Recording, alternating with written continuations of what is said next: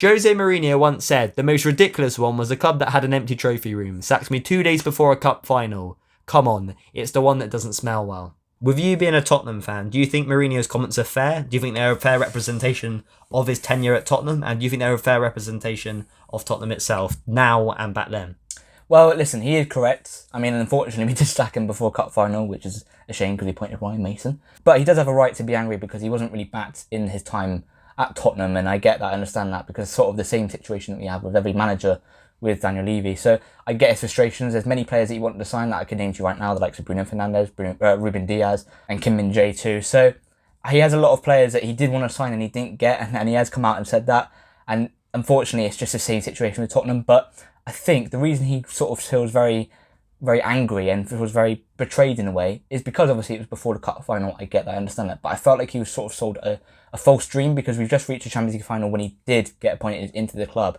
So I felt like he came into the job thinking that the players were better than they were. He thought that he could elevate this team to the next level. Yeah, exactly. And he knows he hasn't because we didn't do well at all. And he was actually quite fortunate to keep his job throughout his time at Tottenham because I thought he could have really been sacked a lot earlier. I thought he could have been sacked after he lost to Zagreb in the Europa League. That was about February time, so it was a couple of months before that cup final that was in April. If he would have won that cup final and potentially, because in a one-off game against Pep, Mourinho could have done something, then maybe everyone's outlook on the situation would have been different. Everyone would have gone, well, he might have kept his job for one, and two, everyone would have gone, even if he did left, Mourinho won Tottenham a trophy. Yeah, but the football that we did play under Mourinho was really, really shocking. It was abysmal. And Tottenham fans will say that themselves, that we sort of demand a sort of expectation on a manager to play football a certain way. What's your ethos of your club, isn't it? To play expansive football. You don't want to be pragmatic and resolute all the time. I mean, our club motto literally is, the game is about glory, which it is, because it's about, obviously... Well, glory's there at Tottenham. No, of course, I know.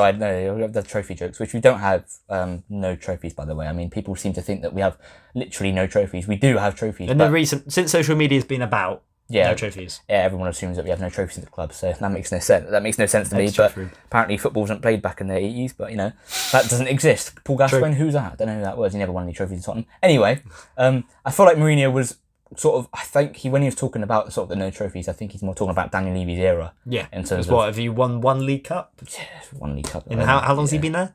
Like over 20 years anyway. Something like that. He joined in the 1990s anyway, so he took over the club in the 1990s. So I get what he's saying in terms of no trophies. He's saying no trophies under our current ownership, and I think Conte said something similar as well when he went on his rant, and they're not wrong because Daniel Levy has brought nothing to our game. But obviously, of course, we do demand our football to be played a certain way, and Mourinho and Conte didn't do that at all. I mean, you saw how they played, didn't you? Shocking, really. Part of the bus. Well, the thing is, under Mourinho, you want to go 1-0 up and then see out the game, but obviously you know more than me, but a lot of times you would go 1-0 up, or you may even go 2-0 up, but then you'd throw it away, or down to sloppy errors. Maybe our defence wasn't good enough. Discipline. Our defence wasn't good enough the way you wanted to play. Eric Dyer in defence. Well, exactly. That's the thing. You've got Eric Dyer in defence and Davison Sanchez. So there's that for you. But unfortunately, Mourinho didn't get the players he wanted. But then, like I said, it goes back to me saying that he sort of sold a false hope, really, in a way, in the fact that he thought he could take this team to new levels, but the players just weren't as good as he thought he was. So I get why he's frustrated, because he thought, he thought he could take this team to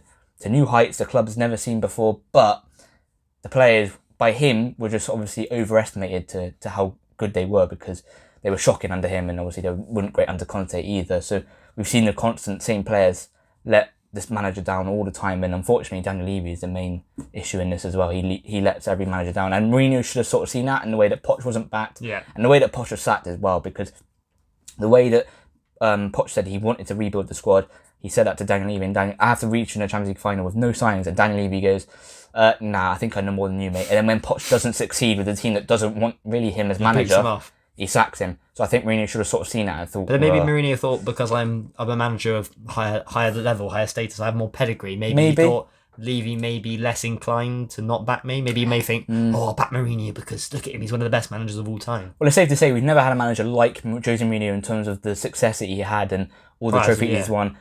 Prior to when he's left to go to Roma. I think that shows you how bad Daniel Levy is, and that Mourinho wasn't finished, because now he's won a trophy at Roma. Yeah, it's not great, of course. No, and everyone's like, Mourinho's start has finished, dinosaur football. And I know Serie A is a more pragmatic game over there. They do play more defensive football, but still, he won a trophy. Yeah. In, what was it, the Conference League or the Europa League? It was one of those two. Conference League. Yeah, at Roma. Yeah. Whereas at Tottenham, he won nothing. So I think that shows you Daniel Levy was the biggest problem, wasn't it? And he always will be, to be fair, at the club, unfortunately for us. Well, Mourinho's body of work throughout his whole managerial career totally Of course, humiliates Tottenham's trophy cabinet. No, Tottenham have never won the amount of trophies that Mourinho has won as a manager. No. But irrespective of that, when you come to a club, manager or player, whether that team's lower or above you in terms of status, in terms of how many trophies they've won, you should play and almost approach it with the same respect, shouldn't you? Yeah, exactly. Like if Klopp became manager of Stockport County tomorrow, he's not going to walk in. I know he'd walk in there with authority, but he's not going to disrespect the club's ethos and values that's the thing. and rock the boat, is he? It's not his intention. That's the thing. And I think, and it's the same with Conte. Conte had this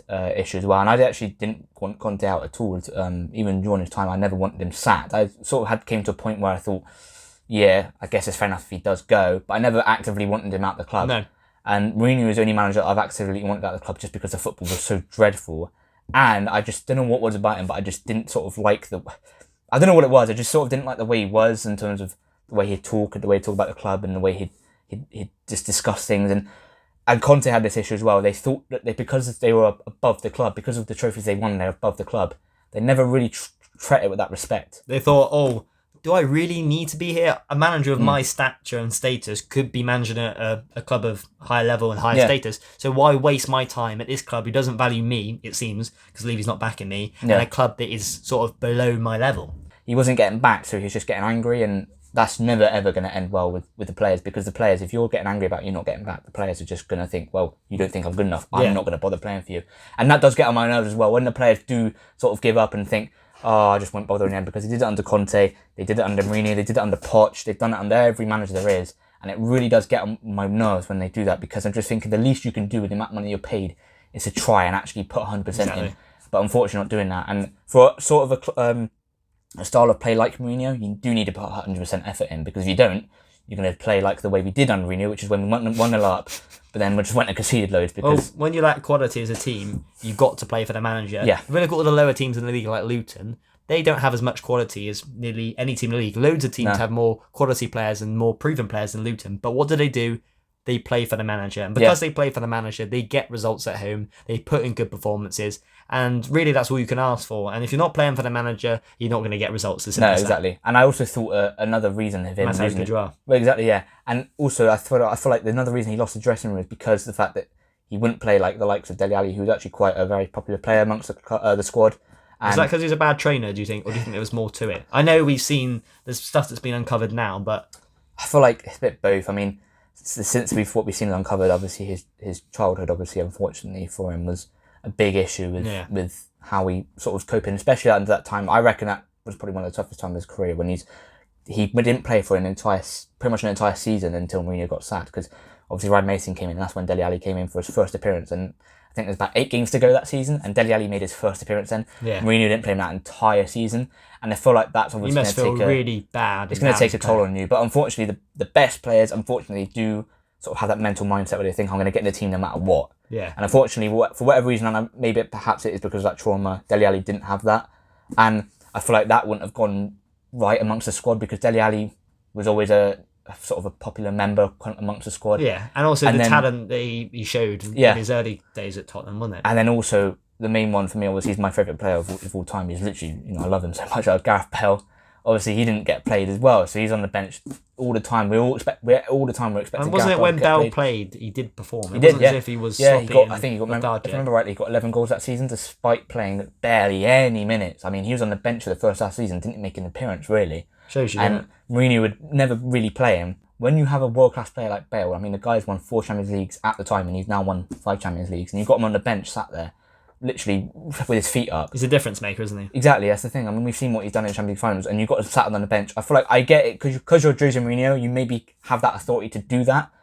But again, I don't think that would have been popular amongst the squad, because I just don't. I feel like maybe you'd look at someone like Gareth Bale. The players would look at someone like Gareth Bale to look up on and think, oh, he can help us, and he can sort of take us to a new level. Whereas Mourinho would just never play him, and I feel like again that was an issue. I think the players, and this is what happens when you bring in Mourinho, and this is what Daniel Levy obviously somehow failed to see, or just expected it, but expected more out of it. I feel like Mourinho most often than not leaves the squad in more of a messy situation, and I feel like when he comes into a club and has his successes, because he does have a lot of success when he comes into a club. He leaves the club in a much worse situation. I think most often not that has in been recent the case. times, maybe not Yeah, in his earlier career. In his early career, no, I don't think he maybe has, but in sort of more recent times with the likes of the Manchester United job and even obviously the Chelsea job, job, he's left the club in a much worse situation, but through that he's had success, and unfortunately Tottenham didn't get that success through Mourinho because Daniel Levy decided to sack him a few days before cup final, so that makes no sense. And that could have also been because of a financial bonus, because Mourinho,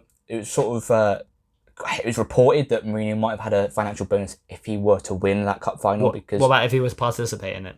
I'm not sure. Surely there must have been something in there for that as Possibly. well. But then I don't if he know. won it, there would have been if he won it, bonus. if he won it, I know for a fact that there'd been a bonus. Or not know for a fact, but I would have very, very much assumed that there'd been a bonus, because I bet you when he took the job, Daniel Levy would have said to him, the main thing is, mate, is get top 4 and win a trophy. The trophy would have been a main thing on, because you wouldn't bring Mourinho in otherwise. You wouldn't bring him in to build. He's not a long-term manager. Exactly, that's the thing. So the main thing would have been to win a trophy, and that, I reckon, would have been a part of a bonus to win a trophy. So I feel like that's why Levy also thought to sack him. And the main reason I think that he did sack him, and the main reason I think Mourinho is really, really, really annoyed from being sacked by Daniel Levy, is the fact that he's sort of used as a distraction for the Super League. And if you're in Mourinho's situation right now, you're thinking you're at a club that you think you're better than with his ego, and I understand that, rightfully so, I get that, because of the things he's won in his career. But you're at a club that you think you're better at, and you've had a abysmal time, really, really terrible football, terrible results. You're currently 7th, 8th in the league, you're not doing great at all. And the only success that you have is the cup final that he obviously was about to partake in a few days' time, and you get sacked just before that because your boss decides to do something that none of football agrees with, not even anything to do with him, nothing, not like Mourinho got his last opinion on it, got nothing to do with him, and your boss decides to do something that none of football agrees with, and then you're used as a distraction for that, and you're sacked a few days before cup final when you've had an abysmal time at the club and you think you're better than the club as well. It's not good, and you're going to be very annoyed, and I get why he's very frustrated with that. Yeah. Anyway, guys, thank you for watching the video. Comment down below, who do you think was the main culprit in all of this? Do you think Mourinho, do you think Levy, or do you think the players? Which party do you think had the biggest influence on the downfall of Tottenham during that period whilst Mourinho was there? Yes, many may indicate Mourinho because he was the man in charge, but when you look a little deeper, there are a lot more problems underneath the surface and also in plain sight that were there during Mourinho's time at Tottenham. Anyway, comment down below what your thoughts on Harvey's opinions and mine as well, and like and subscribe for more content just like this one. Thanks for watching, and we'll catch you in the next one.